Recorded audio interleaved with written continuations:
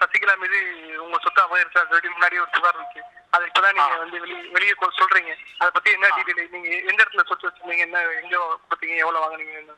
நடந்தது என்னன்னா, எனக்கு பையனூர்ல இடம் இருந்தது. அந்த இடத்த வந்து பார்த்தாங்க, இது வேணும் சிஎம் தங்குறதுக்கு. நாங்க எடுத்துக்கங்கன்னு சொன்னோம். இல்ல விலைக்கே எங்களுக்கே கிரயம் பண்ணி கொடுக்கணும். நாங்க கிரயம் பண்ற அளவுக்கு எனக்கு வந்து வசதி குறைவில்லைங்க, நான் வந்து இதை வச்சிட்டு இருக்கேன், சும்மா வேணா நீங்க தங்கிக்கலாம் அந்த மாதிரிலாம் இல்ல. அது மரியாதை கொடுத்து சிஎம் தங்குறதுக்காக அந்த இடத்த வாங்கினாங்க. நான் தரமாட்டேன்னு சொல்லிட்டு அதுக்கு பெரிய தகராறு வந்து அதெல்லாம் வழக்கமா அங்க சொல்லிருக்கேன். எப்படி எல்லாத்தையும் மிரட்டி வந்து கை வாங்கி இது பண்ணாங்களோ, எம்எல்ஏக்கள்கிட்ட ஒப்புதல் வாங்கினாங்களோ, எப்படி பன்னீர்செல்வத்திட்ட மிரட்டி சிஎம் இல்லைன்னு எழுதி சொல்லி கேட்டாங்களோ, அதே மாதிரிதான் எனக்கும் ஏற்பட்டிருக்க அந்த காலத்துல நிகழ்ச்சி. விருப்பம் இல்லாமல் அவங்களே வந்து வற்புறுத்தி எடுத்துக்கிட்ட ஒரு சொத்து தான் அந்த சொத்து அப்படிங்கிறத நான் சொன்னேன். இதுதான் விஷயமே. ஓகேங்களா?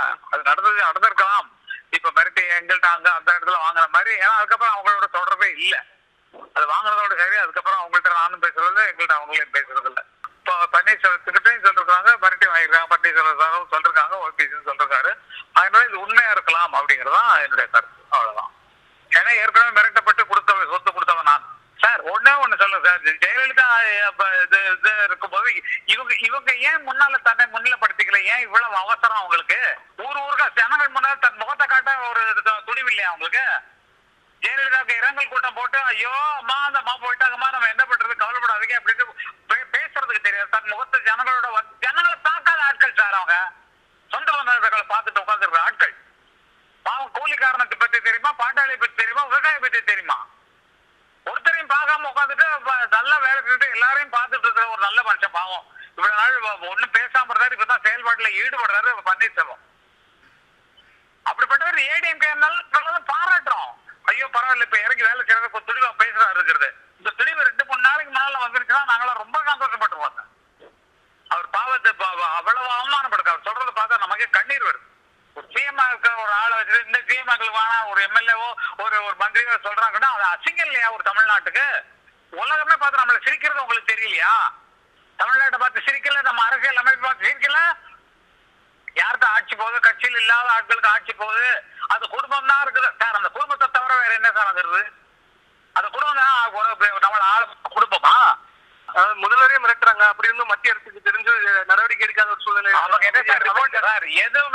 எதுவுமே அது பாதிக்கிற அளவுக்கு, ஜனங்களுக்கு பாதிக்கிற அளவுக்கோ இல்ல வந்து இது பெரிய இஷ்யூ வந்து தகராறு பிடிச்ச சூழ்நிலை வருதோ அப்பதானே வந்து ராணுவங்கள் வந்து இறங்குறதோ மத்திய அரசு தலையிடும். அப்பதானே இருக்கும். இது கவர்னர் வந்து பதவி பிரமாணம் பண்ணி சார் அடுத்தவங்க வர முடியும். அதான் ரூல் இருக்கு. அவருக்கு டவுட் இருக்கிறதுனாலதான் அந்த டவுட்டை கிளியர் பண்றதுக்கு லேட் பண்றாரு. அது கூட வர மாட்டேங்கிறாருன்னா என்ன அர்த்தம்? அது உடனே நினைச்ச உடனே இவங்க வந்துருவாங்க, வந்த உடனே ஏத்துக்கிட்டு நம்ம சதிக்கலாம், சாவி வச்சுக்கலாம், தமிழ்நாட்டை மறுபடியும் கொள்ளையடின்னு சொல்லி கொடுக்கறதுக்கு அப்படி இருப்பாங்களா? உட்காந்துட்டு யோசிக்க வேண்டாமா நீங்க? எவ்வளவுதான் ஆதரவா இருந்தாலும் அந்த அம்மா எத்தனை பேருக்கு எவ்வளவு பணம் கொடுக்குறாங்க, என்னென்ன பண்றாங்க, அதெல்லாம் வேற விஷயம். கேன்வாசிங் இப்படி நடக்கிறது வேற விஷயம். நாடுங்கிறது எல்லா கட்சிக்காரங்களும் சேர்ந்தது. எல்லா கட்சிக்காரன் கேட்கறதுக்கு உரிமை உண்டு. ஒருத்தன் பிடிக்கலன்னு சொன்னா அவனை போட்டு அடிக்கிறது, எவ்வளோ பிடிக்கலன்னு சொன்னா இதெல்லாம் ஆட்சியா? இதுக்கு பேரு தான் இப்பவே இப்படி நடக்குது. அவங்க ஆட்சி போனாலும் என்ன நடக்கும்? அவங்கள போய் தப்பா போட்டீங்கன்னா உங்க ரேடியோ போட்டி காலி. புரிஞ்சுக்கோ. எல்லாத்தையும் எல்லா அதிகாரங்களையும் எல்லா அருவா வெட்டுறவா கம்புகா துப்பாக்கி எல்லாத்தையும் அவங்க கையில கொடுக்காதீங்க. இந்த பதவியில உட்கார்ந்து இருக்கிற எம்எல்ஏக்கள் எம்பிக்கள் பண்ற அட்டகாசம் தான் இது. அவங்களுக்கு நல்ல பதவியை விட்டு கொடுத்து வெளியே வர முடியாது. அந்த அம்மா எல்லாத்தையும் பிடிச்சி எழுதி வாங்கி வச்சிருக்கனால அந்த புடியிலிருந்து வெளியே வர முடியல. மீசை இருந்தும் மீசை இல்லாமல் இருக்கிறாங்க. அவ்வளவுதான் சமாச்சாரம். அவ்வளவுதான். யாரு துணிஞ்சு இதெல்லாம் இப்படி அரசியலுக்கு நியாயமா சார், தர்மமா சார், நீதியா சார், நேர்மையா சார்? மக்களால் தேர்ந்தெடுப்பட்ட எம்எல்ஏக்கள் தான் சார் அவங்களோட தலைவரை தேர்ந்தெடுத்து. எம்எல்ஏக்கள்லாம் அடங்கி போய் கிடக்குறாங்க. அதான் சொன்ன மீசை வச்சுட்டு மீசை இல்லாம இருக்காங்கன்னு அவங்கள்ட்ட உட்கார்ந்து இருக்காங்களே சார். 2-3 எம்எல்ஏக்கள் வேற சொன்னாங்களே, கூட்டு கொண்டு உட்கார பத்திரத்தை கொடுத்து கையெழுத்து போட வச்சாங்கன்னு சொன்னோம். அதெல்லாம் நீங்க கணக்குல எடுத்துக்க மாட்டீங்களா? அந்த கணக்கு தெரியாதா உங்களுக்கு? எந்த ஒரு அதிகாரப்பூர்வ இதுவும் ஒரு ஆதாரமும் வெளியே சிக்கல சார். அதிகாரப்பூர்வமா வெளியிடுறதுதான் எல்லா சுவிட்சும் அவங்கள்ட்ட தான் இருக்கு. தன்னா தான் வரும். ஒவ்வொருத்தான வாட்ஸ்அப்லையும் பேஸ்புக்லையும் கொதிக்கிறது அது உங்களுக்கு தெரியாதா? அவங்கள்ட்ட இருந்து பிச்சை காசு துட்டு வாங்கி பதவிகள் வாங்கி அது மூலமா சொத்து சேர்த்தவங்க மட்டும்தான் அவங்க பக்கத்தில் இருப்பாங்க. அவங்க நாட்டுக்கு முன்னாலே நல்லது செய்யல, இப்ப இருக்கும்போது நல்லது செய்யல. எல்லா சொத்துக்களையும் அள்ளி குவிக்கிறதுக்கும் சொத்துக்கள் சேர்ப்பதற்கும் எந்த வழியில பணத்தை சேர்க்கறதுக்கு மட்டும்தான் அவங்க இருக்கிறாங்க. இப்ப வந்து இல்லாம ஜனங்களுக்கு சேவை செய்யற மாதிரி தண்ணியே காணோம் சார். நாட்டுல தண்ணி இல்ல, பஞ்சம், பசி, பட்டினி, வேலை இல்லாததான் இருக்கு. இதெல்லாம் பார்க்காம மகளிர்களுக்கு ஆசைப்பட்டு ஒரு 3 மாதம் பொறுக்க முடியாது அந்த அம்மாவால. ஒரு 3 மாசம் இந்த துக்கம் மறையிற வரைக்கும் போய் இறங்கப்பட்டு போட்டு அம்மா போயிட்டாங்க, நீங்கள் கவலைப்படாதீங்க, நம்மளாம் ஒன்னாரு செய்யுற ஒரு வரைமுறை தெரியாத, ஒரு ஸ்கிரீன் பிளே தெரியாதா?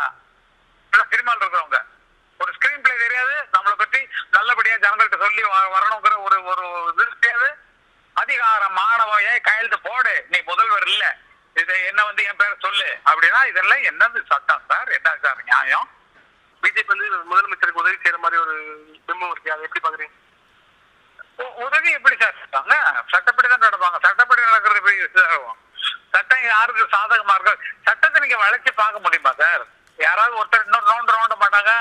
ஆல்ரெடி இப்படி இல்லைன்னு பிஜேபி வந்து அவங்களுக்கு வந்து என்ன ஹெல்ப் பண்ணாங்கன்னா, நீங்க ஜல்லிக்கட்டு நடக்கிற இடத்துல இப்படி மூவ் பண்ணுங்க, உங்களுக்கு வந்து ஃப்ரீ ஆகும்னு சொல்லி மோடி சார்னாலதான், மோடினாலதான் ஜல்லிக்கட்டு நடந்துக்க காரணம்ங்கிறது எல்லாருக்கும் தெரியும். இருந்தாலும் மோடி மேல குற்றம் சொல்றதுக்காக திசை திருப்பி மாத்தி சொல்றாங்க. அது உண்மையை இவர் சொல்றாரு. ஓபிஎஸ் உண்மையா சொல்றாரு. முக்கியமான காரணமே மோடி தான் எங்களுக்கு வந்து கைட் பண்ணாரு, அதனாலதான் இது கிடைச்சது அப்படின்னு சொல்றது.